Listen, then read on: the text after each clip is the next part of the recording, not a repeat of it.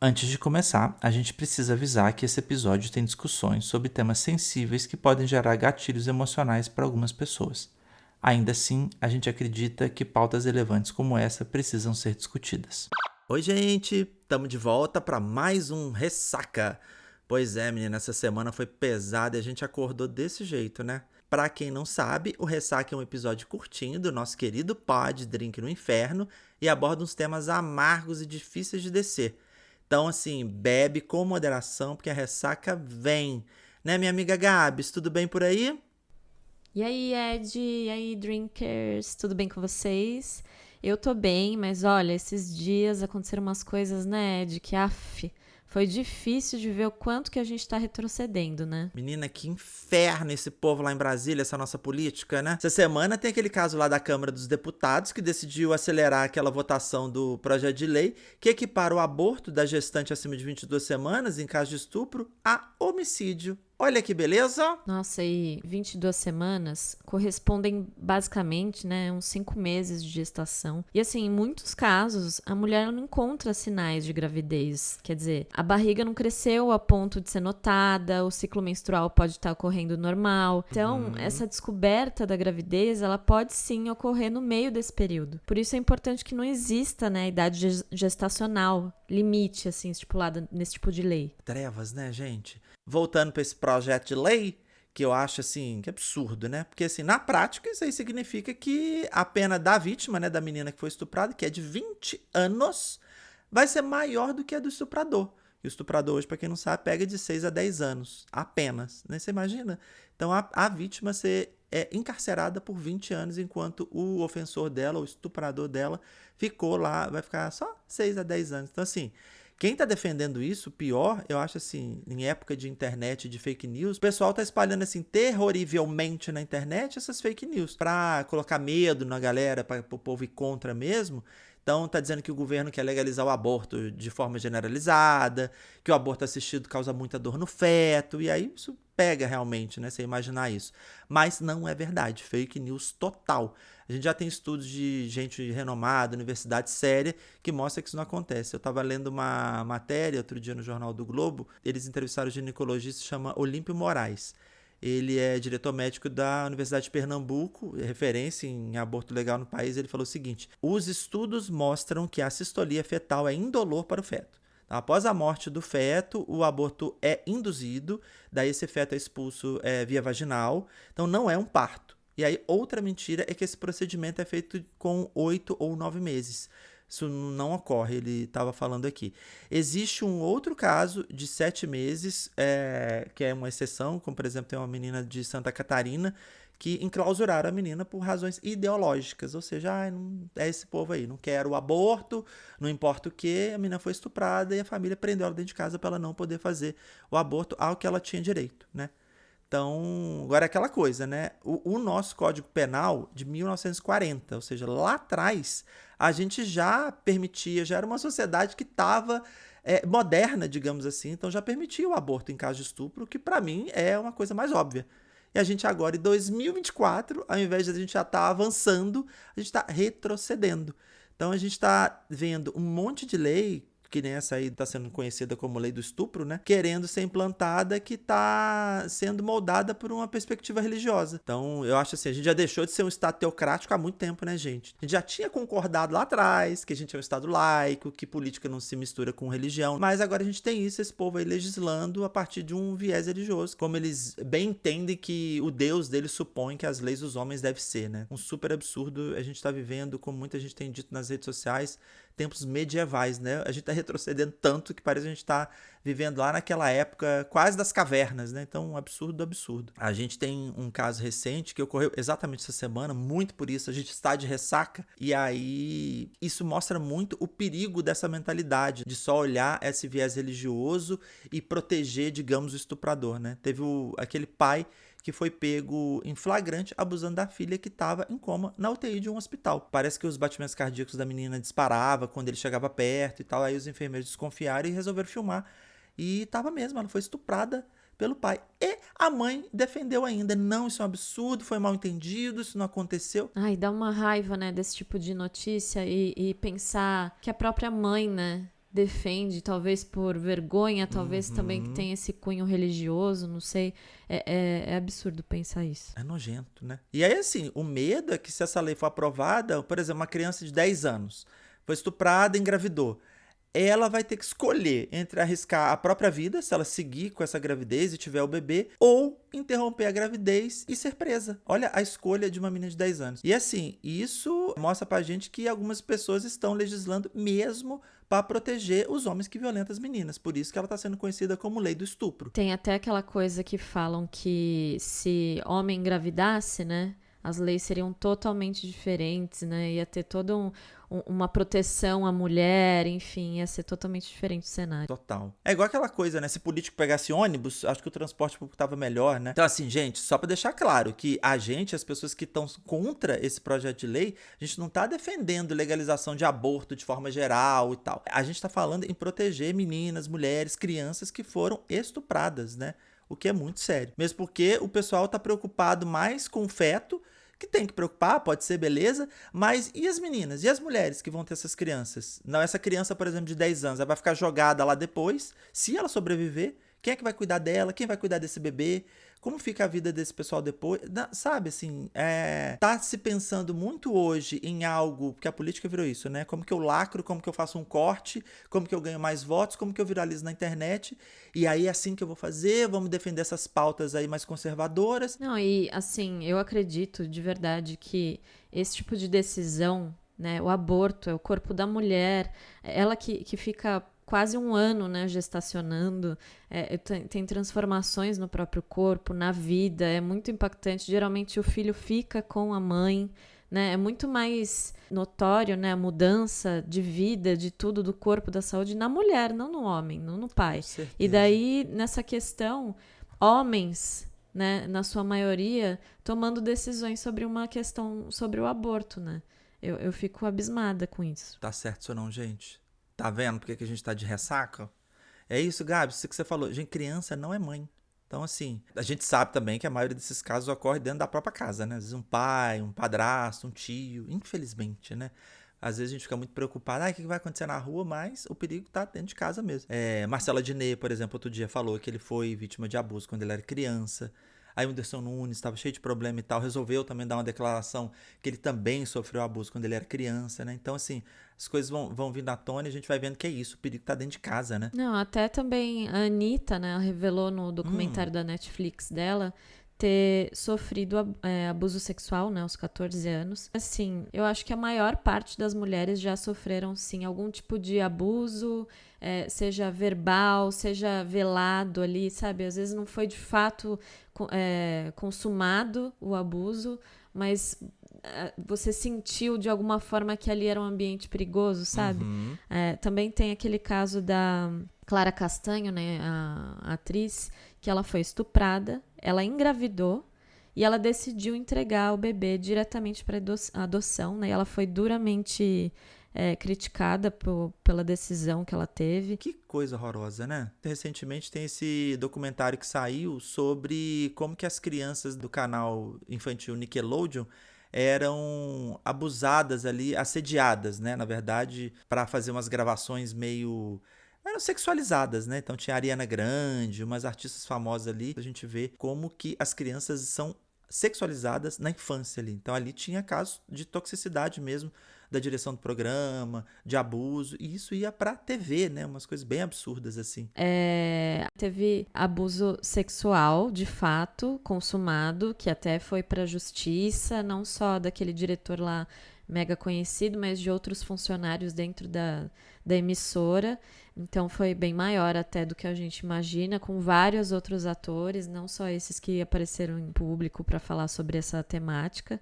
Mas é péssimo, né? A gente tá falando de infância, mas isso obviamente ocorre também com adulto, né? Casos de abuso, de estupro. Tem aquele filme A Azul é a Cor Mais Quente? Não tem um negócio assim, Gabs? Teve, né, essa questão dos bastidores, né? As atrizes foram muito assediadas, né, nos bastidores. Quem assistiu, é um filme que tem um envolvimento lésbico, né, entre duas personagens ali. E tem cenas muito... quentes, né, muito fortes, né, cenas quase explícitas de sexo, E daí foi até muito criticado depois esse filme por conta disso, porque eram imagens muito explícitas, de muito tempo em cena ali, que no contexto da história, não sei se era tão relevante assim. E, né, o diretor, né, parece que foi bem ali, teve um abuso ali na direção e as atrizes se sentiram extremamente desconfortáveis. Pensar sobre isso é horrível, né? Uhum. Ah, e outra coisa ali, lembrando também, do BBB 23, teve o MC Guimê e o Cara de Sapato, né? Teve uma das participantes que era uma mexicana, que tava ali na casa por algum período e tal. Ela mal entrou na casa e já aconteceu isso aí, né? Eles assediaram ela, né? Enquanto ela estava sob efeito de álcool, estava alcoolizada, estava bêbada. Gente. E o Cara de Sapato forçou o beijo, né, nela, e o Guimê ficou passando a mão nela. E assim, você pensa, em rede nacional, todo mundo assistindo, o cara faz uma coisa dessa, né? Os caras fazem uma coisa dessa. Imagina que não faz sem ter uma câmera registrando tudo, né? Exatamente. Tem gente que às vezes se dá conta e não se dá conta, né? Eu lembro do próprio Daniel Alves, aquele caso lá que ele estuprou a mulher na Europa. Eu acho que ele não estava imaginando que tinha uma câmera que pegou ele entrando e forçando ela lá a entrar no banheiro, né? Um tempo atrás que eu lembrei de um caso de um cara que passou a mão na mulher dentro do elevador. Esse cara sabia que tinha câmera ali. Esse foi aqui no Brasil, né? Ele sabia que tinha câmera ali, ele fez. Olha que loucura, né? A mente das pessoas, né? Não, e também porque, como a lei é branda, né, pra esse tipo de caso, Uhum. eles não têm medo mesmo, né? O que vai acontecer? A mulher tem medo, né, de ser abusada, de ser estuprada, de acontecer alguma coisa, e depois ainda ser julgada, né, ter problema com justiça. Aí eles ficam livres mesmo pra fazer o que bem entende. Essa é a sociedade que a gente vive, né? Eu tava buscando aqui da memória, pensando assim, por exemplo, eu sendo um homem cisgênero, né, desde sempre, eu pensei, não sei se eu já sofri abuso, assédio e tal. E aí eu fui pensando, puxando pela memória, eu falei assim, hoje, com mais maturidade, eu entendo que sim. Então, na época, eu não entendia, nunca sofri estupro, ainda bem, né? Mas eu já fui assediado. E aí eu penso, gente, eu sendo homem, nessa sociedade machista, me sentia assim totalmente vulnerável. Imagina uma mulher mesmo, né? Eu lembro quando eu era pequena, a gente tá falando disso de coisa dentro de casa, tinha uma moça que trabalhava lá em casa, lembro disso nitidamente assim. Ela deitou na cama com a gente, levantou a blusa e mostrou os peitos. Meu Deus. E ela falou assim, aqui meus peitão, vocês querem mamar? Eu tinha 8 anos, não lembro qual dos meus irmãos estava comigo, devia ser o irmão do meio, que tinha o quê? 5 anos, por aí. E aí eu fiquei assim, menina, que é isso? Eu fiquei horrorizado, sabe, assim. Guarda, isso aí obviamente não tem nada a ver com ser gay, eu não sei, imagina, eu tinha 8 anos, né? Fiquei tão chocado com aquilo, uma pessoa estranha mostrando os peitos pra mim. Não tinha entendido como sexo, mas eu achei estranho ela mostrar os peitos e falar, mama aqui, né? Na minha cabeça de criança. Ela falou isso? Aí. Falou, aqui meus peitão pra você mamar. E aí eu pensei, não, mas eu pensei, primeiro que eu não mamo, segundo que quem mama é no peito da mãe. Né? Eu não tinha levado pro lado sexual. Então você vê, a mentalidade da criança. E ocorreu dentro de casa. Mas eu nunca falei isso pra minha mãe, pro meu pai, pra ninguém.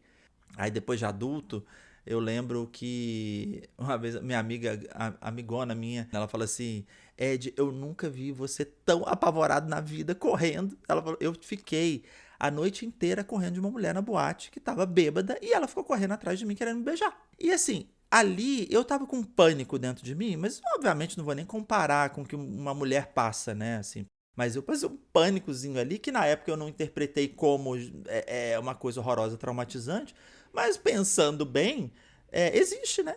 Caso de assédio, de estupro de mulher com homem ou com criança, igual esse que eu contei. E aí a mulher queria me agarrar de qualquer jeito. Eu corria dela, eu falei, Lê, pelo amor de Deus, finge que você é minha namorada. Teve uma hora que eu tive que chegar pra mulher e falei assim, você tá maluca? Ela bêbada. Aí quando eu cheguei perto dela pra falar que ela tá maluca, ela veio e me tascou um beijo na boca. E aí eu falei assim, gente, a gente tem que sair daqui agora. Outro caso, olha pra você ver a lista, eu sendo homem, imagina as mulheres, né?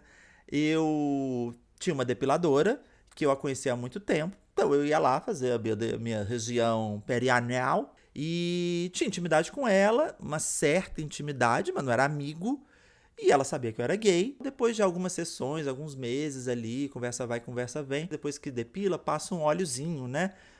Pra hidratar, algo assim. E como é na região, ela passou o óleozinho ali no meu popô. Depois, e passou de novo, e passou de novo. E depois, isso ela nunca tinha demorado tanto ali na região, na degal. Depois ela pegou, deu 2 taponas na minha bunda, falou assim, pá! Ê, bundão, hein? Quê? É, Ai, gente, que horror, eu tô rindo, mas imagina. ali eu travei o cu de tal forma que eu falei assim, meu Deus, nunca mais eu vou ter nessa mulher. Novamente, eu não sei se é porque a gente não tá acostumado, se a gente tá no lugar de ser homem e tal, não achei aquilo um assédio a ponto de denunciar, mas foi, né? Olhando assim, foi. E aí, algo mais sério, que aí realmente eu notei que foi assédio, mas aí não podia falar nada, porque envolve questão trabalhista, né?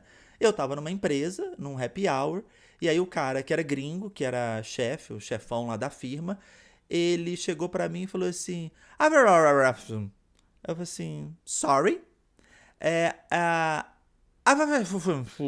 Eu, sorry?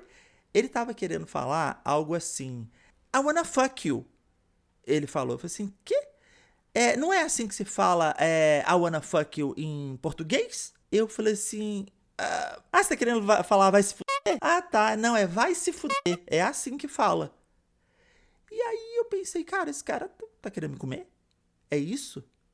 E aí me desvencilhei dele, saí fora ali, fingi que não era comigo.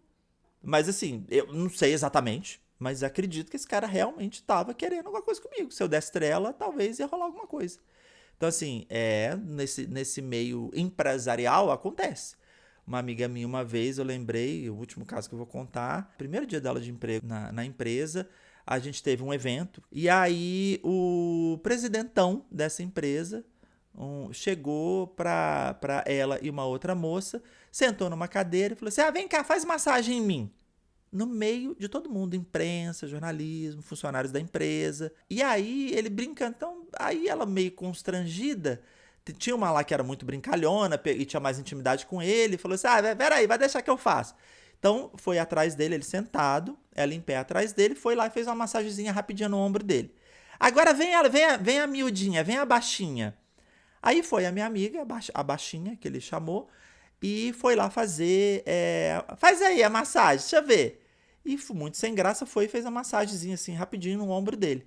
Quando ela tava ali no ombro dele, ele abaixou as mãos dele, colocou pra trás e pá! Na bunda dela. Meu Deus do céu. Na frente de todo mundo, sem cerimônia nenhuma. Você vê como as pessoas que têm poder fazem aquilo que a gente estava falando com câmera ou sem câmera. A pessoa, o homem especificamente, ele vai fazer. Na frente dos outros e nem aí, né? Nem aí. Então, assim, muito tenso, né, Gabi? Não sei se já aconteceu algo assim com você. Então, eu tenho uma questão com Uber. Uma vez eu tinha saído com um cara. E daí, quando a gente foi pedir Uber, a gente pediu Uber juntos, né? Porque a casa dele era mais perto de onde a gente tava, a minha era mais distante. Aí o Uber deixou primeiro ele na casa dele e depois me deixou na minha casa. Já era, sei lá, 4 da manhã, sei lá, super madrugada. E a gente tinha bebido e eu tava morrendo de sono. Enfim, ele foi pra casa dele, o Uber deixou ele lá e o Uber foi me deixar na minha casa. Eu tava com muito sono, tipo, desmaiando de sono. Uhum. Eu peguei no sono no Uber, capotei de apagar, nem me lembro, assim, direito. Aí, quando eu acordei meio desorientada, assim, tal, e com o Uber falando, olha, chegamos. Aí eu olhei meio assim pro lado, vi que eu tava realmente na frente da minha casa, mas eu tava meio, sabe, atordoada. Eu desmaiei no Uber de sono. E daí ele pegou e falou assim, posso ir aí atrás? Pra me despedir de você. Que isso, gente? Eu fiquei desorientada, porque sabe quando você acorda e você nem lembra onde você tá, direito o que você tá fazendo, nada, assim? E daí eu só peguei e falei, pode. E ele foi no banco de trás, e eu, assim, meio desorientada, eu tava meio com o cara que eu tinha saído na cabeça, sabe? Tipo, por um momento eu ainda achei que fosse o cara que eu tava saindo, não sei. Gente, foi muito rápido. Aí ele foi atrás, não sei o que, no banco de trás. Eu cheguei a olhar pra ele. Sabe quando eu vi que não era a pessoa que eu tava junto ali, que eu tinha Aí saído. você meio que se tocou ali, né? Eu me toquei ali, e daí eu peguei e fiquei meio em choque, assim, sem saber o que fazer. Fui pegando, assim, a porta, fui, sabe? Aliás, ele até falou assim, vamos rápido que senão eu não vou te ver mais, tal. Ele falou assim, Meu Deus. ai, vamos rápido aqui. Não, o que é rápido? Rápido o quê? Ele queria transar comigo, não sei. Vamos rápido que senão não vai dar tempo, não sei o que lá. Ai, gente. Nossa, juro, eu não sei, gente. Foi tão rápido, assim, tão... Que eu saí do carro meio... Fiquei tateando a porta, assim, saí louca, assim, do carro, meio desorientada. Passei direto na portaria, o porteiro falou comigo, eu nem respondi, tava tão... E depois, no outro dia, ele até veio falar comigo, perguntou se eu tava bem, e eu fiquei meio... Porque eu fiquei assustada, assim, nunca tinha acontecido isso comigo. Então, sei lá. O rapaz que eu fico hoje em dia, ele tem o costume de nunca me deixar pegar Uber muito tarde sozinha, e eu acho isso lindo, assim, e cuidadoso, né? E realmente, você tá com um homem que você não conhece, dentro do carro, de madrugada, sozinha. Realmente, né? Se o cara faz isso na frente de uma câmera, na frente dos outros, num carro só eu e ele, é fácil, né? Exato. Eu tava discutindo por mensagem, assim, com essa pessoa do meu trabalho. E daí eu tava falando com ele sobre um projeto. Eu tava falando, nossa, tô com muito medo desse projeto aqui dar errado, porque tem muita coisa que tá sob minha responsabilidade. Eu tô muito nervosa, com medo de tomar no cu. Sabe, falei desse jeito. Aí ele pegou e comentou assim, você quer ajuda pra tomar no cu? Ai, meu Deus do céu. Tipo, você quer ajuda? Aí eu falei, quê? Não sei se você entendeu muito bem o que você falou. Será que você não entendeu o contexto, né, da frase? Eu ainda pensando que a pessoa se expressou mal, não prestou atenção no que falou. E ele assim, ai, ha, ha, ha, ha, ha, ai, papi. Até engraçado, né, assim, porque ele falou, ai, papi, ai, papito, ai... Eu lembro que até falei pra ele, ó, não gostei da brincadeira, eu não tenho liberdade com você pra esse tipo de coisa, eu não faço esse tipo de brincadeira com ninguém. Aí ele pegou, ai, não, desculpa, ai, é que eu... Ai, eu sou muito ingênuo, é uma brincadeira, ai... Ai, sei. Era o tal do famoso se colar, colou, né? Exatamente, tipo, ah, vou jogar essa brincadeira aqui, se ela achar engraçado, dar uma risadinha, dar uma abertura... Aí, beleza. Então, assim, é péssimo, né? Em ambiente profissional, a pessoa falar isso, assim, é absurdo. Mas pelo menos, eu tive coragem de encarar ele. Até depois eu peguei e falei pra ele, ó, se isso acontecer de novo, eu vou reportar. Eu tirei print da conversa. Eu tô falando aqui pra você que eu não gostei da sua postura. Aí ele, não, tá bom, nossa, desculpa. Ai.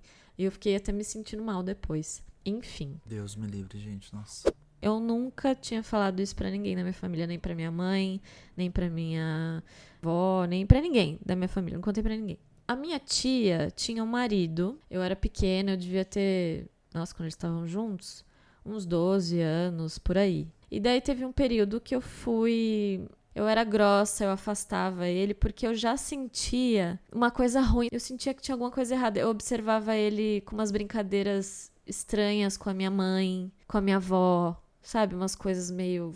Eu não gostava dele, eu sentia um pouco de medo dele, assim, sabe? Daí eu lembro que eu fui morar com eles, num período ali da minha vida, e ele tinha uma mania de brincar, de fazer cócega. Eu odiava, eu tenho trauma de cócega, acho que por causa disso. E sabe quando a pessoa vai te fazer cócega... E ela te faz cócega em lugares que não é pra fazer? Gente. Eu sentia uma malícia ali nessa hora, sabe? E era um momento que eu tava extremamente vulnerável, porque eu era uma criança pequena, novinha, e ele um homem grande. Eu me sentia tão, sabe, nervosa nesses momentos, assim, que eu lembro que uma vez ele tava fazendo cócega em mim, eu dei um chute tão forte na cara dele. Adoro. Mas era a minha maneira de me defender, sabe? E também depois aconteceu uma outra coisa com esse mesmo tio, né? Que não é mais meu tio faz muito tempo, enfim, eles se separaram. Mas eu tava sozinha na casa deles, no meu quarto, né? Que eu tinha um quarto lá na época. E ele apareceu no meu quarto. E ele falou, ai, deixa eu dormir aí com você na sua cama. Ai, meu Deus. E eu falei, não, você não vai dormir na minha cama. E ele falou, ai, deixa eu ficar aí com você um pouquinho. E ele veio subindo na minha cama, eu comecei a gritar. tão alto, tão alto. Não tinha ninguém na casa, só tinha eu e ele. Mas eu gritava tão alto, tão alto, tão alto. E eu comecei a, tipo, me debater, assim, sabe? Chutar. E eu comecei, sabe, ficar muito agressiva. Pegava tudo que tinha na minha mão, jogava nele, ficava berrando. Aí ele se assustou, assim, e ele saiu. Mas eu fiquei tão... Nossa, eu fiquei tão nervosa. Eu lembro que depois eu saí correndo, assim, me tranquei, sabe? No banheiro. E eu fiquei esperando até minha tia voltar. Eu nunca contei isso pra ninguém. Ele não chegou a fazer nada, de fato. Mas eu senti um perigo ali, sabe? Um cara que não é sua família, porque eu não considerava ele minha família, mesmo ele sendo casado com a minha tia, não é. E mesmo se fosse, né? Um homem feito... fazer esse tipo de coisa, assim, sabe? Tipo, deixa eu dormir aí na sua cama com você. E eu já senti essa coisa dele fazer cócega em mim de uma maneira estranha. Ai, eu só fui contar isso Que muitos anos horror, depois. gente. Nossa, Gabs, eu sinto muito. Essa situação triste, né?